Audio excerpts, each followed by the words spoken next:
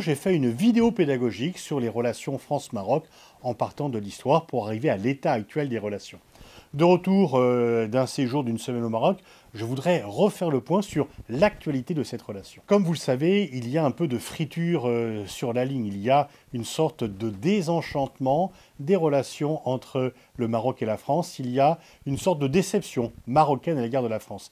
Et c'est justement pour répondre à cette déception que Emmanuel Macron a programmé une visite au Maroc au cours du premier trimestre 2023. Quels sont les motifs qui sont venus un peu mettre de la friture sur la ligne entre la France et le Maroc? Et qu'est-ce qui permet d'espérer que cela aille mieux? D'une part, il y a un nouvel ambassadeur qui arrive.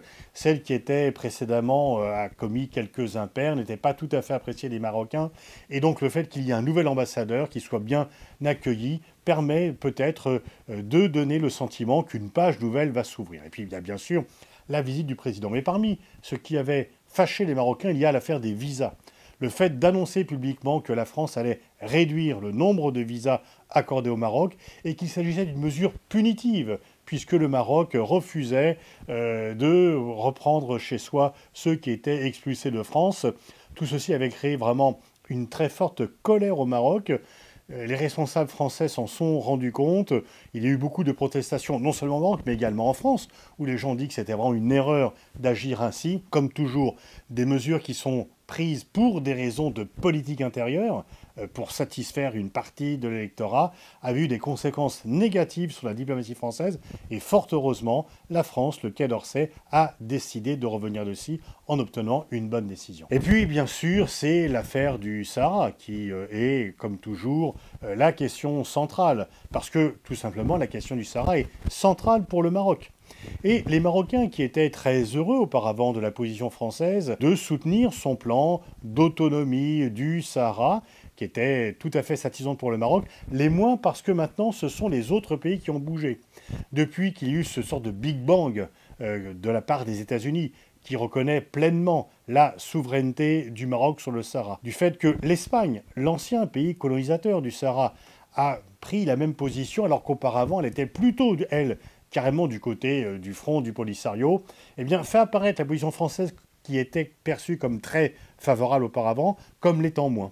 La position française n'a pas changé, mais comme il y a eu un changement global du paysage, les Marocains sont un peu déçus. Et puis, les Marocains, nos amis marocains, pensent toujours un peu que la position française, elle est due à une volonté de séduire l'Algérie. Alors, oui, il faut le reconnaître, la France veut avoir de bonnes relations avec l'Algérie et de bonnes relations avec le Maroc. Et dans la mesure où les relations pour des questions mémorielles, historiques, sont toujours plus compliquées avec l'Algérie qu'avec le Maroc, il y a parfois des efforts plus visibles envers l'Algérie qu'envers le Maroc. Il faut bien sûr faire attention de ne pas se dire « bon, ça va bien avec le Maroc, c'est pas la peine de faire les efforts ». Oui, il faut, même si ça va bien, il faut faire les efforts. Mais sur la question du Sahara, si la France a la position qui est la sienne, contrairement à ce que pensent beaucoup de Marocains, ce n'est pas pour faire plaisir à l'Algérie. C'est parce que la France étant membre permanent du Conseil de sécurité, elle est tenue par les décisions de l'ONU. Elle ne peut pas s'affranchir des décisions du Conseil de sécurité aussi facilement que le font les États-Unis. Et donc la France, effectivement, changera lorsque le Conseil de sécurité changera. Et cela crée effectivement une petite déception. On m'a souvent parlé, alors ce qui est assez amusant, parce qu'on dit toujours « Ah, attention, il ne faut pas parler du Sahara ». Mais en fait, si j'étais venu faire une conférence sur le macramé au Maroc, on m'aurait posé des questions sur le Sahara. C'est forcément impossible de ne pas en parler, parce que c'est le sujet numéro un pour les Marocains, il faut le comprendre. Mais il faut aussi que les Marocains comprennent que la France n'a peut-être pas forcément tout à fait la même position qu'eux, et que cela, ce n'est pas pour être courtisan avec l'Algérie, c'est simplement parce que c'est la position des Nations Unies et que la France est membre permanent. Les choses évolueront peut-être pour l'avenir, mais il ne faudrait pas que cette différence de perception crée des tensions excessives entre la France et le Maroc. Ce qui est certain, c'est que le Maroc a de plus en plus confiance en lui, qu'il se voit comme un pays exportateur, comme un pont entre l'Europe et l'Afrique, et qu'il n'est plus enfermé dans une relation bilatérale avec la France, si jamais il l'avait été, ce qui n'est pas tout à fait vrai. Le Maroc a toujours eu une diplomatie active.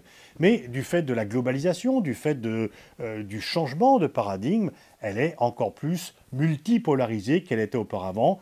et c'est tout à fait normal de la part du Maroc. Il n'y a pas un enfermement bilatéral ni pour la France ni pour le Maroc, et donc le Maroc doit accepter que la France ait d'autres relations bilatérales, y compris au Maghreb, comme la France doit accepter que le Maroc ait d'autres relations bilatérales, qu'il s'agisse des États-Unis, qu'il s'agisse des liens avec Israël qui se développent, même s'il y a une petite inquiétude au Maroc sur ce que pourrait faire le nouveau gouvernement israélien et s'il y avait des déclarations intempestives ou des actions intempestives, ce serait plus compliqué pour le Maroc de conserver des relations qui, pour l'instant, sont considérées comme tout à fait satisfaisantes par les responsables marocains. Et puis, il y a effectivement tout le plan de développement du Maroc en direction de l'Afrique, mais ce sont des sujets sur lesquels la France et le Maroc pourraient travailler ensemble et, dans une certaine partie, déjà travaillent ensemble. Les liens entre nos deux pays sont tellement actuels, tellement forts, tellement profonds que des points passagers de discorde sont facilement solvables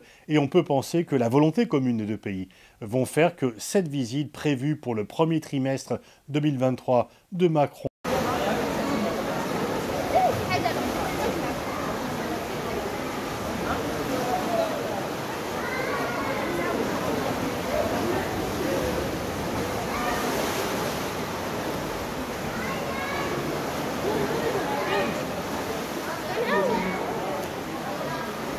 السلام عليكم.